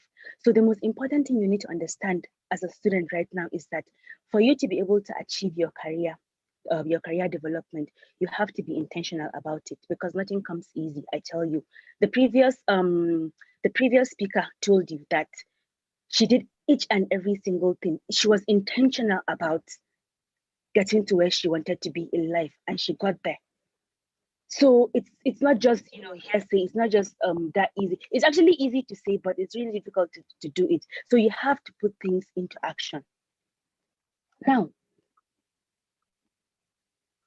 as I explained the importance of networking, I want to try to relate it now to your career development. So the most important thing you should look at now is the concept of employability. So you're doing all of these things because you're still in school, or perhaps you're a graduate and you want to be employed. So you're trying to, you know, expose yourself, you're trying to get opportunities, you're networking, you're getting mentors, you're getting lifelong skills and all of these things. So if you put all of these things together in a box, it is like a package. You know, you're trying to package yourself for your career. And believe me, by the time you have all of these things in place, because you have the right thing to say, you have the right things on your CV, you have the right advices from people from professionals, you also have the right skills, you have the right attitude, you have the right mindset, and all of this will actually push you towards a successful career. So I hope you are taking all of these things down. Another thing again for you as students to do, another thing again for you as students to do is to plan your career. And the first thing I mentioned to you was, set out your goals, put them down, know your focus, where's your true north, and all of this. But how do you do it? So I find this slide very interesting because this is the stepping stone to your intended career. And it is important for you at this stage to ask yourself, where are you now? Where do you want to be? Who is it that can help you to get to where you want to be? And what exactly do you have to do to get there? So these questions are very, very important. And I believe that by the time you're able to answer all of this, you have already set out your goals and you are on the right path to becoming a woman of excellence. So I have some tips here for you for career development. And for you to be on a successful path, you have to think about your interests and your goals in life. We've discussed that. You also have to have or learn about some accessible assessments, some realistic assessment skills. You have to improve on your knowledge. And one of the ways you can do that is by reading. Read. And I recommend that Breaking the Glass Ceiling book. It is really interesting. open it up, read it, and you find out that at the end of the book, you have a totally different perspective, and you even believe that there is nothing called the glass ceiling, because it will just be as if it is, just talking that people are doing. You'll be able to see a lot of interesting things there for you to be able to learn from experienced individuals, and these are women. Another thing again for us to look at is setting our goals. So not just setting any type of goal, I want to do this, I want to do that, and you will find out that they are sometimes not really relevant, or these are goals that might take you outside of what you really want to achieve. So your goals have to be smart in the sense that they should be specific, measurable. There should be goals that are attainable, and they should be relevant, and you should have time bounds. That is why the short-term and the long-term goals are very important. So have your support systems. Who do you think are your support systems? And this is where your mentors and sponsors come, handy. There's this saying that a mentor would open the door for you, but a sponsor will be the one that will fight for you behind closed doors. So you have to really understand the difference and be able to, spot out the difference and take note of that. And the last one is for you to be able to demonstrate commitment through your actions, and also check your progress and your focus, because sometimes, I remember from my own experience, I started off as a petroleum engineer, and after my graduation, I decided to take a year, of break and see where my interests would lie, or where I would want to, focus on. And I remember a lot of mentors telling me that, no, go into data science, go into this, go into that, go into this. And you want to actually listen to them. You want to take up you want to take their advices. And what I did for myself was I decided to take that year and do my NYSC. And then I picked up data science, I picked up renewable energy, I picked up energy economics. So I took these three, I sat down and I began to assess them one after the other. So I was able to get all these online courses. I was able to get even internship for the data science. And believe me, the first time I took that, I paid for the internship. I began the internship and I realized that data science was not my calling, because from the first assignment, I was putting in the codes and then, just sending it, and the team kept telling me error, it was so difficult for me to just, put my head there and do it. So I realized that that wasn't my calling. I struck that out. I looked into renewable energy, and, in as much as I want to go into the engineering aspect, I just wanted something else. I also looked at that, and I saw that all those, energy systems and all the technical aspects were not really what I wanted, I also struck that out. And then moving now to energy economics, I was able to, develop interest there because of some certain things that I like. I used to like petroleum, petroleum economics, and then it was easy for me to just transition, and put my my interest into action. And since then, I've been making slow progresses in trying to transition into that space. So it is also important for you to do that. You should always check your progress, and if there's need for you to refocus, you should do it. Now, these are the 4 things that I promised you today, but which I didn't really say in the beginning. And I hope that you are able to understand the concept of finding your true north, checking what your choices are, what your motivations are, what your interests are, and then being able to define your true goals in life, and then taking networking very seriously, because it will help you to build effective and lasting relationships that will help you to open doors to success. And also skills, and these skills I'm talking about, they can be either transferable skills, or they can be acquired skills, or whatever it is that you have to do. But all it takes is for you to put it at the back of your mind that I want to do this. Go online. There are a lot of courses, like just go to Google, type it out. There are a lot of courses that can help you to develop yourself and get all these skills that we're talking about. And then put it at the back of your mind that by the time you are able to achieve all of these things, you are already on the verge of employability, which in turn means you having a successful career. And as a woman, put it at the back of your mind that you're about to smash that glass ceiling, because you already know the problems and you already have the solutions.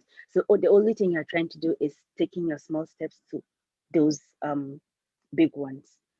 And now, talking about a woman, talking about being a woman of excellence, as well as being intentional about your career development, and you know, taking things the way you want them and putting in all your efforts.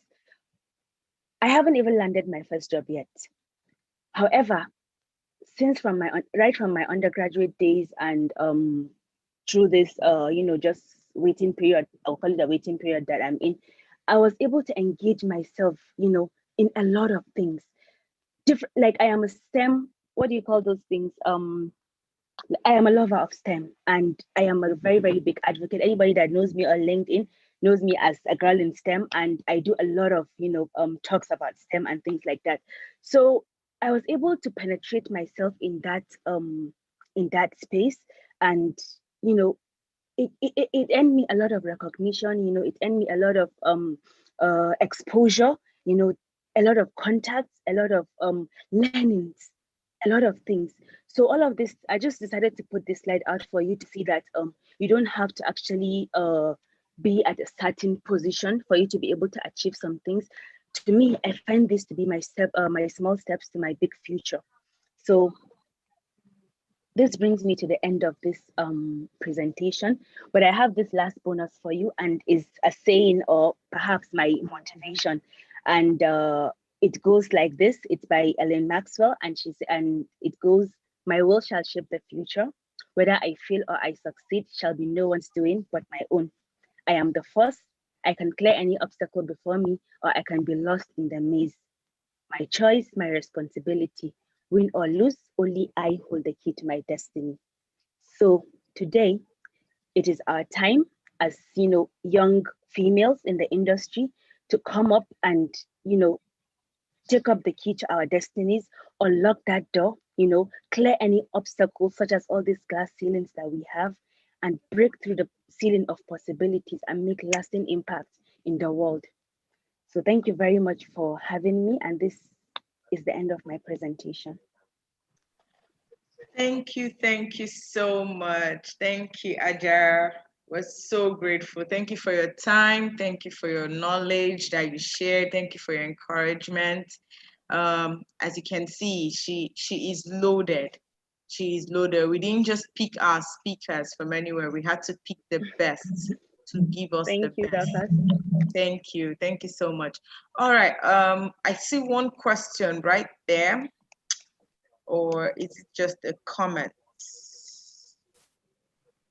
Okay, it's just a comment. Someone saying they're totally inspired. If you have any questions for Ajara, please, you can either indicate by using the raising your hand emoji, or you can type it in the chat box and we will take it. But while we're waiting for that, I'm going to take us a little bit on a ride of our membership drive. As we all know, this program is being held by SPE Section 103 through the wing arm of SPE Section 103. And like our speakers have mentioned, they told us about taking the power. They told us about transferring every frustration into prospect. They told us about raising concern for things that are not done right, or to be assertive. And Ajara came and told us about having mentors, reading books, and getting involved and getting active, projecting oneself in a particular space. She believes in girls in STEM, and she projected herself in that space. She pushed, and as you can see in her profile, she won the first girl in STEM from SP Nigerian Council, the Women Development Program. That is the kind of inspiration or the kind of things we should be doing for ourselves as ladies, and even as those men joining us. And then also, I noticed also that she is an advocate or a lead for Give the Girl role models, right? Give a girl role model or so. So every young Give girls girl, role model. Yeah. yeah. Okay. So every young girl out there needs a role model. And I hope the things we've heard is going to inspire us to move toward that direction in our life. One of the best place you can be able to utilize this opportunity, get this opportunity that provides the platform for you to showcase yourself, your knowledge, and your ability is in SPE. So I want to believe that almost all of us here are SPE members, but just in case you are not, please go on our website. It's just very easy, and you can you can become a member of SPE by just clicking on the link. For those of us who are non-SP members. Now, for those of us who are SP members, I noticed the students are having a certain challenge. Their membership, some of them, their dashboard is not effective anymore because they are supposed to have graduated this year or last year. You can also correct that by going there and going to the dashboard and changing your date of graduation. Okay, if you change your date of graduation due to the pandemic, it reverses back. For those of us that are having such challenge, check with your student members that may not be here, spread the message to them. We also have our membership team, our YP membership team, humbly led by Queen Moses. She'll be glad to help. If you want her contacts, if you want her phone number or how to reach her, she'll be glad to help you to sort that out if you're having such issues. And then for those of us that our membership has expired, I would really encourage us to renew your membership. The things you gain, the things you enjoy from being a member of SPE is outrageous. I mean, I don't know for other people, but I know for me, it is amazing. So that should motivate you or move you to want to renew your membership. All right, so I think I see a question from Sandra. It says, can you have a role model who is not in the same career as you? Ajera, do you want to take that immediately? It says, can you have a role model? Okay. So can you have a role model who's not in the same career? I think the first question is how do you source for internships Yes, as an undergraduate? That's a very important question, Gloria. And I think what I would say is it's not really easy. So how I did mine was, I remember the first time I applied for an internship was when I did the internship at DPR. And I was looking for, help from a lot of sources, a lot of people. And I had a list of different companies that were around here in Abuja. And I applied to PPMC, the DPR, I applied to a lot of, even NMPC, a lot of companies I applied there. But the problem that you find with these places is that it is not just really easy for you to go to the gate and just say, I need to go in because I want to get an internship or anything. You would have to be able to get somebody from the inside to do that for you. And unfortunately, that is how the world is done right now.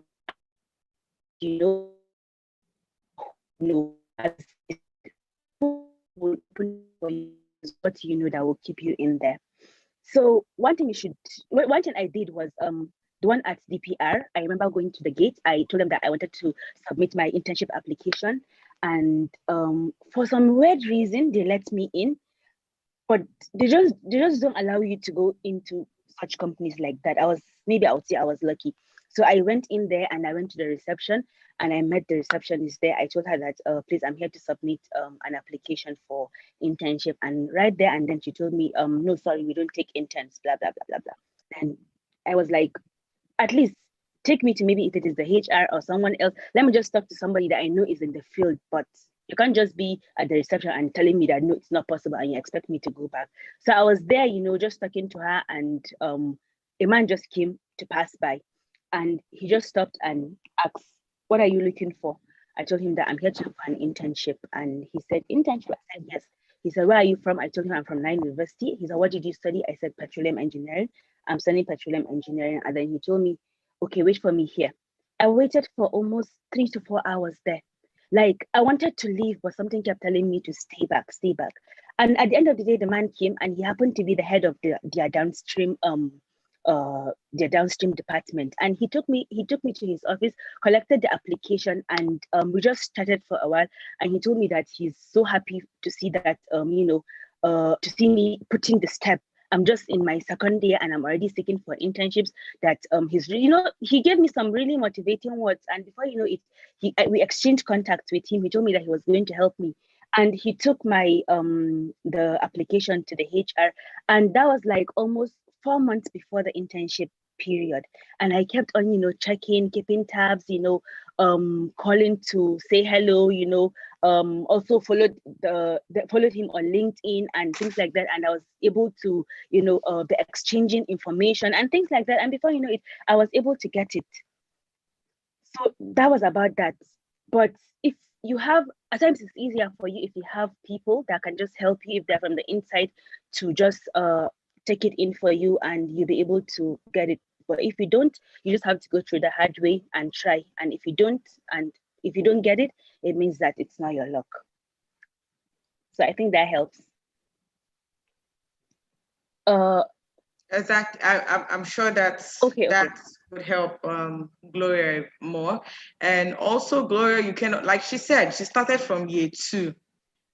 Me, I delayed compared to her. I think before I used to tell people that I started early, but hearing somebody started from year 2, then I delayed.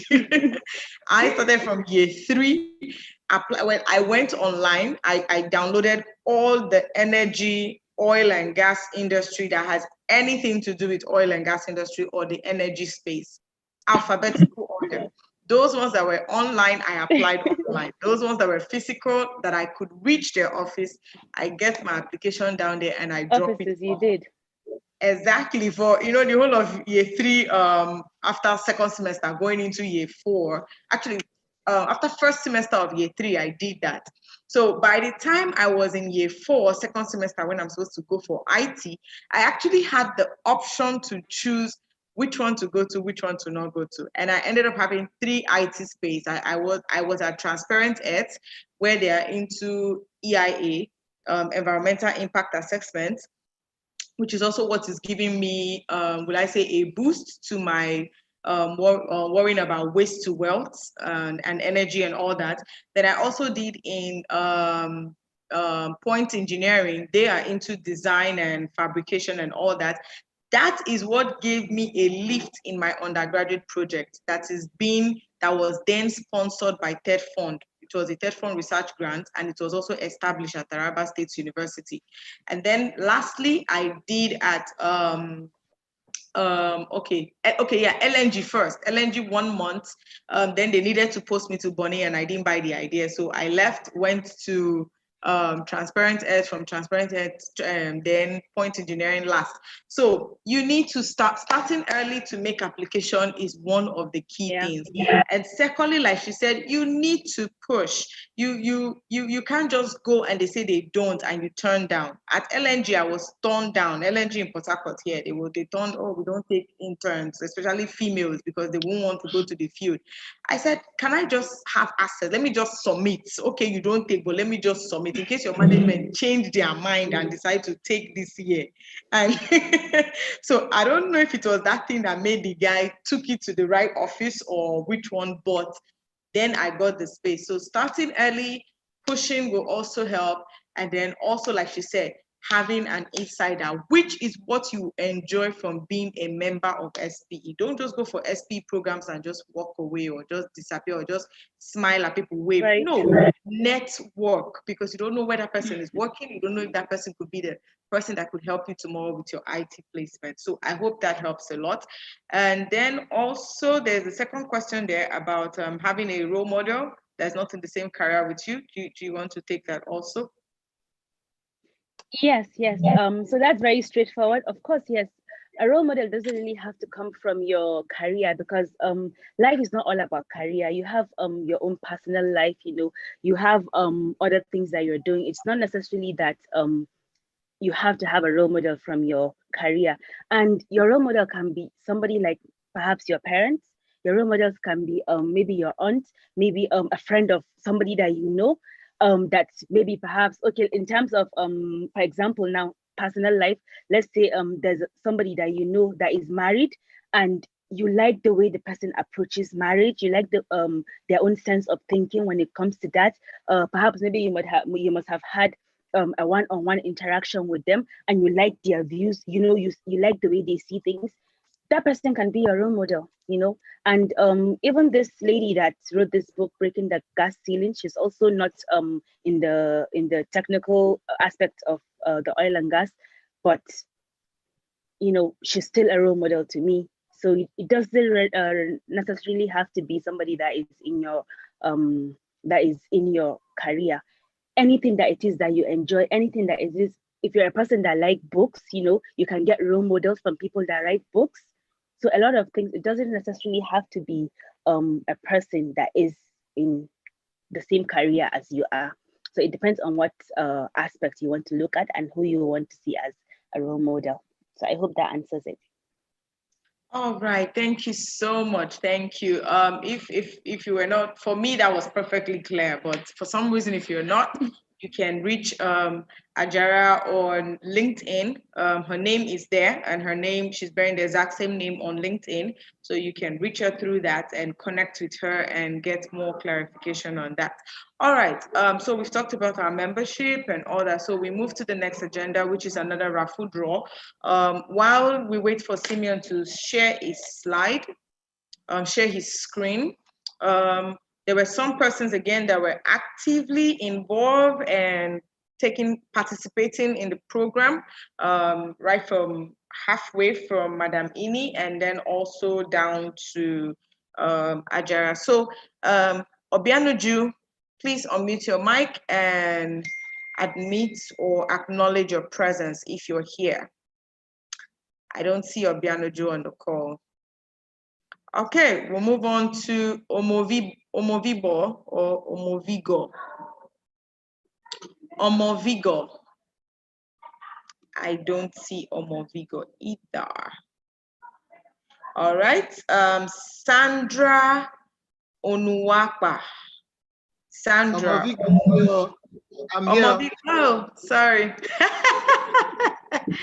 Omovigo, you were a winner last time and now you're winning again. And you're a male. Maybe we'll stop sending you this invitation because Thank you, everyone. Thank you.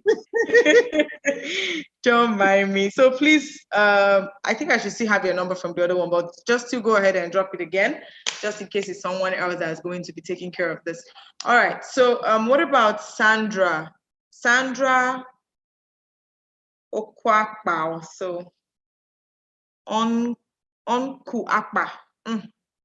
My sincere apologies if I'm spoiling your name. Please. Okay, Sandra I don't see Sandra on the call. What about Nwamaka Pauline? Nwamaka Pauline, if you're still on the call, please unmute your mic. I'm on the call. Okay. Yes, I am. All right, Pauline, congratulations. Very much. You're welcome. Please drop your phone number and the carrier. Okay, all right. How about David Echendu? David Echendu, if you're still on the call, please unmute your mic and let us know you're here. Yeah, I'm active. I know. All right, David, thank you so much. So now we can have 2 raffle draws. So go ahead, Simeon.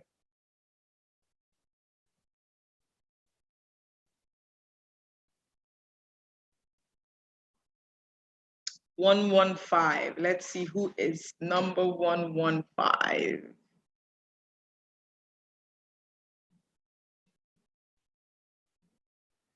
Our number ends at 110. 110. Oh, okay. So let's try again.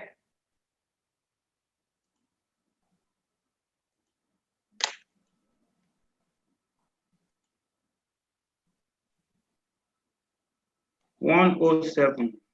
107. Let's see who is number 107.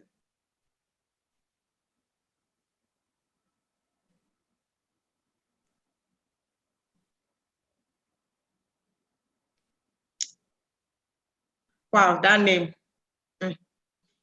Ikbon Musa. Okay. Ikponwusa, are you here?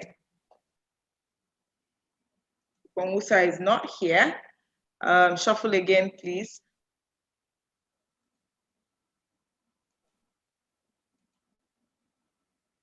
Number 7. Charles Onyemachi. Charles Onyemachi.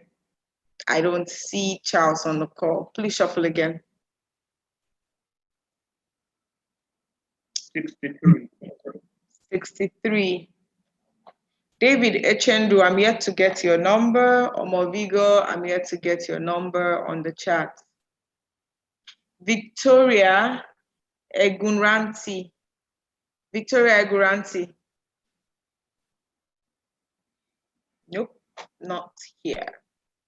Let's try again. 130. We don't have 130. Let's try again. 119. I don't think we have 119. 57.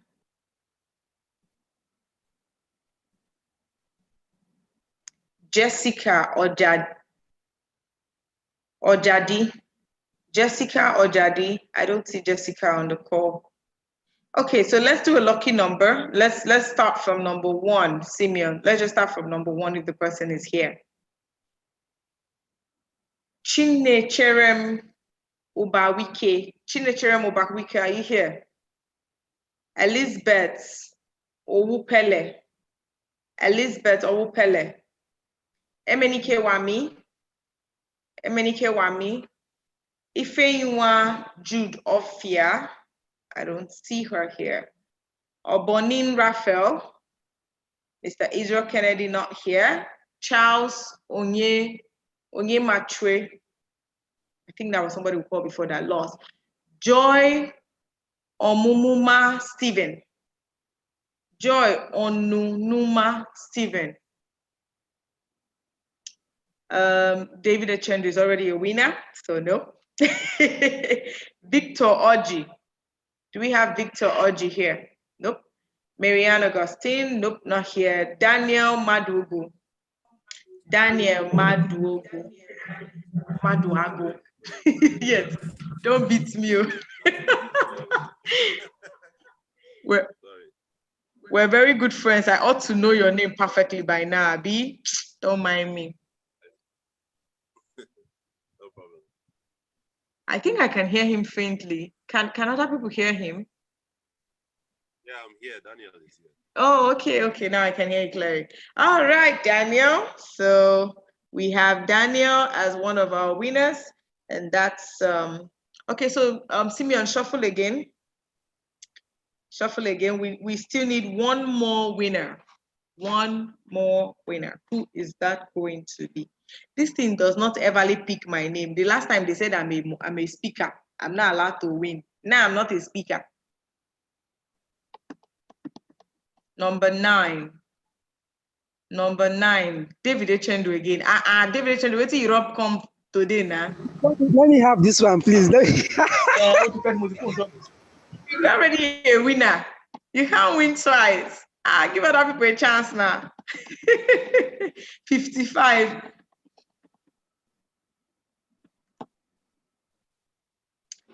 55.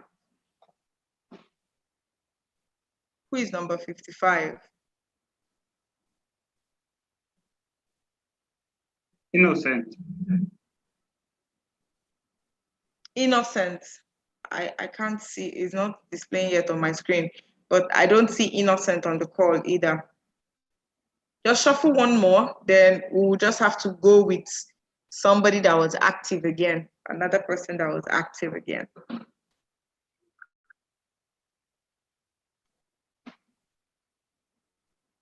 What's our number right now?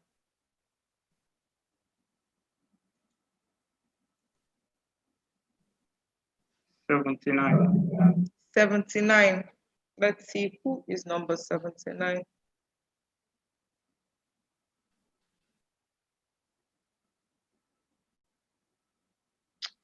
Ooh, no, that person is not on the call either. Okay, on the list of the names of persons that were very active, I'm going to go back again. to the names that we called before and they did not answer. Gloria Madubuchi. Is Gloria Madubuchi on the call? If you are, please unmute yourself. Yes, I am. Yeah, very. Yes, I am. I am. You're very. I hope you will not miss 7 like that, or they'll call your name and you're not there. All right, congratulations, Gloria. Thank Please, you. Gloria, you're welcome. Please drop your phone number so you can be reached. Okay. All right, so those are all our winners for today. Please join again tomorrow to be a lucky winner, either by active participation or by being the lucky number picked on the raffle draw. All right, so we'll move to the next agenda, which is supposed to be the closing remark, and I don't see any of my chapter presidents on the call. So Daniel, it looks like today is your day. You have to give us a closing remark, please. Or I see the section chair though. Is it me? Is it me or is actually there? Oh, it's my eye. Anyways, let's give. He's there? Yes. Oh, really? I'm not seeing him. But he seems to be busy. Anyways, outside the section chair, we also have the honor to have Dr. Tony Odutola as one of our attendees. Dr. Tony is, Dr. Tony, am I allowed to showcase you and, advertise you here? But if you checked on LinkedIn, you'll see the amazing work that Dr. Tony is doing. He's even working with the Honorable Minister of Petroleum, his personal assistant, Engineer Justice Derefaka. Thank you so much, Dr. Tony, for joining us. We sincerely do appreciate.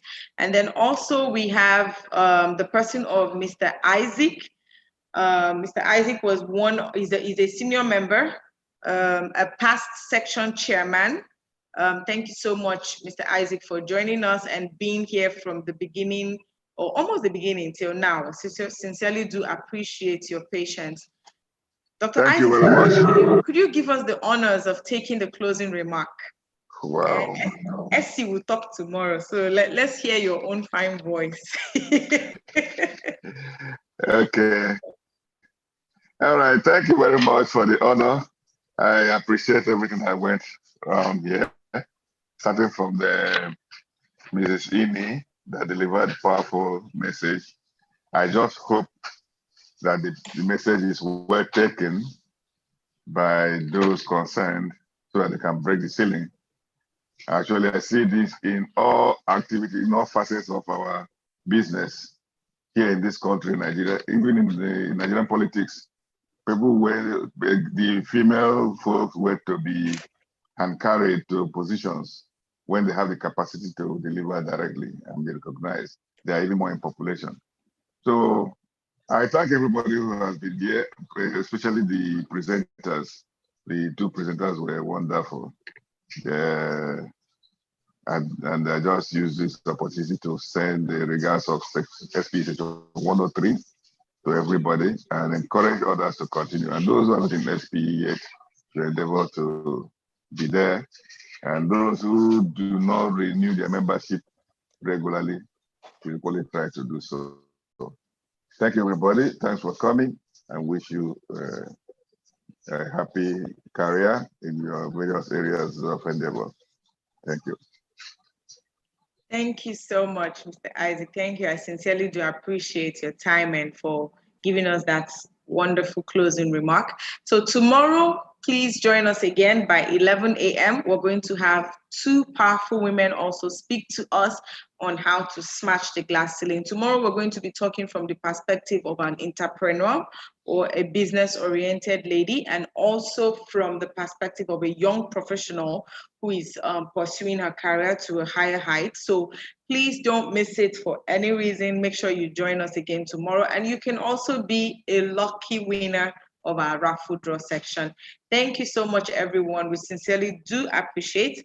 At this time, if Mabel Onini is there, please could you help us take the closing prayer?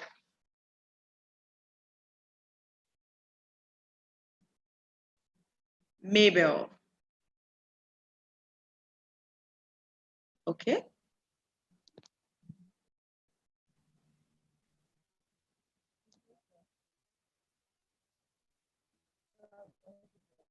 Mabel, are you there?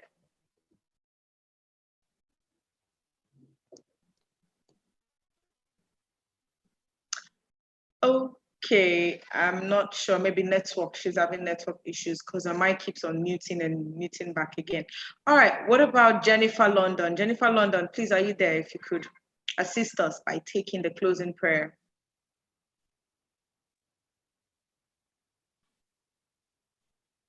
Hello, Jennifer London. Are you on the call?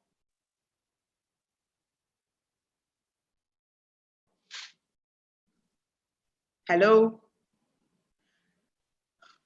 You know this Zoom thing now, how we just turn the Zoom meeting and then we go and do our thing. Okay, Jennifer London too doesn't seem to be there or active, or maybe it's network also. What about Will Sandy? Will Sandy, are you there? Please, if you could help us take the closing prayer. Or is it that people are just scared of praying? Doctor, celebrate you. Okay, fine. Let me pray Yes. so we can go.